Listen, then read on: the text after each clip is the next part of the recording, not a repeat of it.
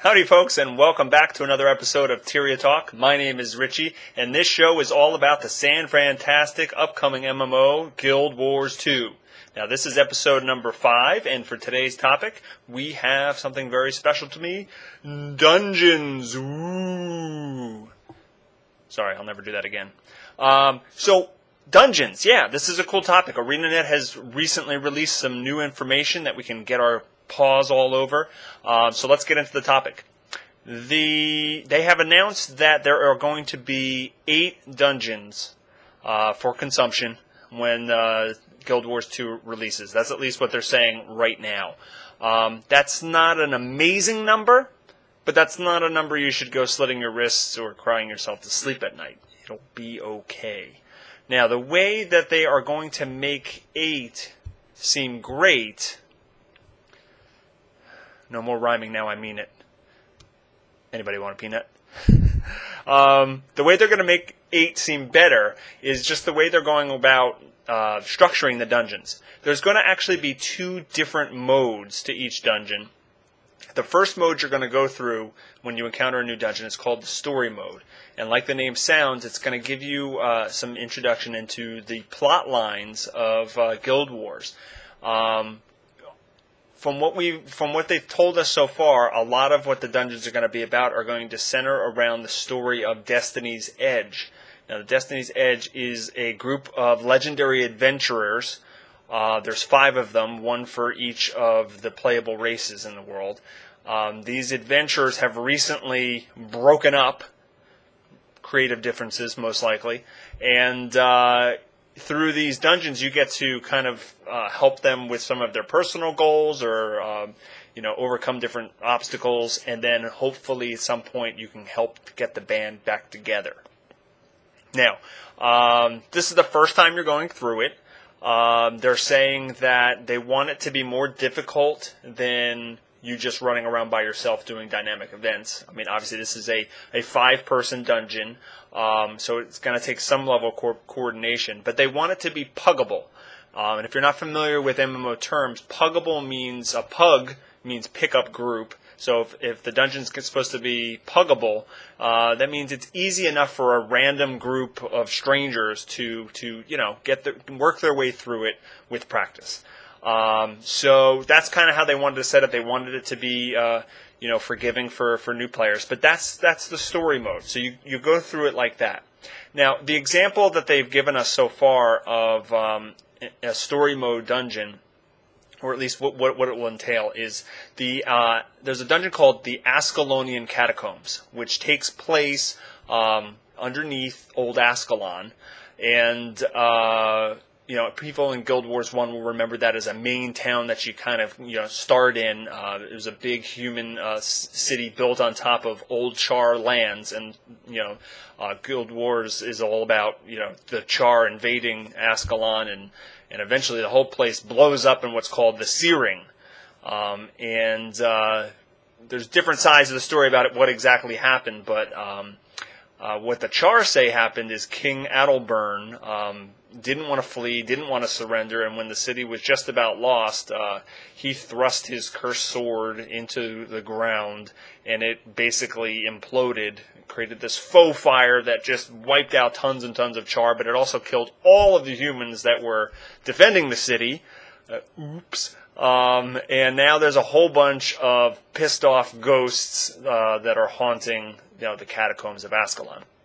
So all that's background story, but the story mode of the Ascalonian Catacombs in Guild Wars 2 takes place with the Char hero, ironic enough. His name is Ritlock, and what he is trying to do is one of the other heroes, the Norn heir, she's trying to find fragments of that cursed sword, or what's left of that cursed sword, and Ritlock doesn't want her to,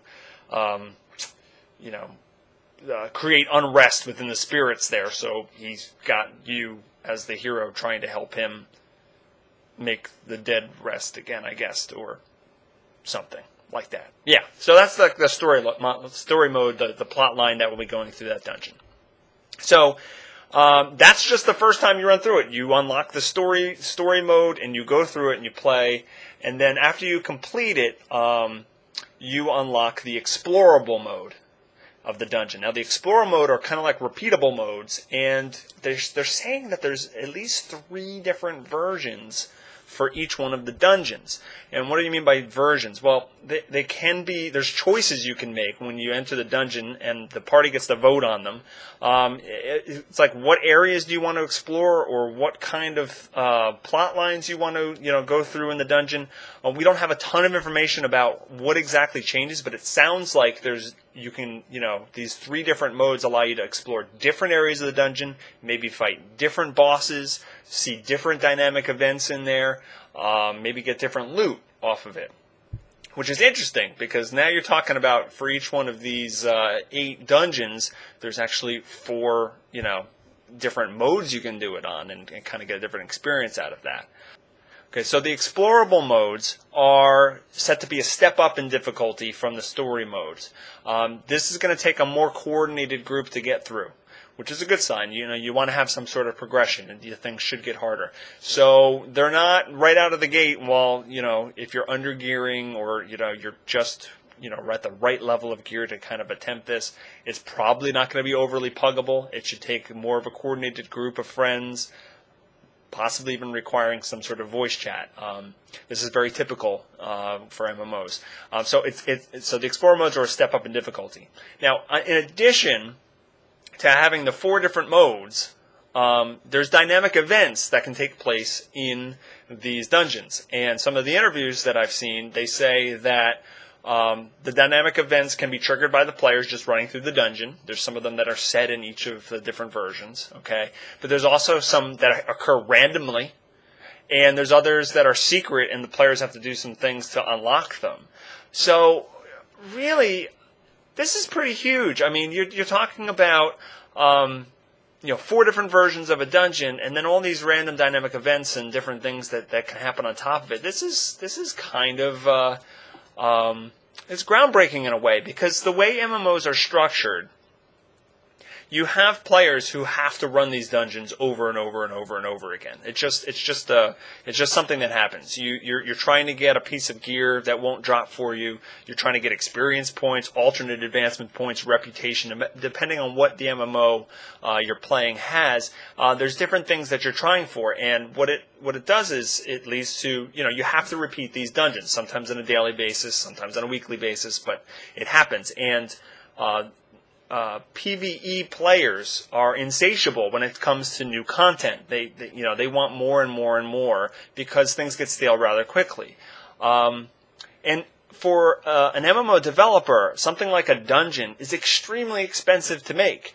And I'm not talking just about money here. You're talking about, okay, you have to design the layout of the dungeon. You have to kind of come up with the story of, okay, where is this? What's the theme? Why are the adventurers here? Then you have to commission the art assets for the dungeon itself, and for the creatures that are going to be in it. You have to design any creatures that are in it. You have to design the loot drops, not only aesthetically, but you have to balance them with statistics and make them right for all different classes and professions and what have you. And then you have to worry about things like the flow of the dungeon, the pacing of the dungeon, play testing the dungeon, fixing bugs. So on and on and on.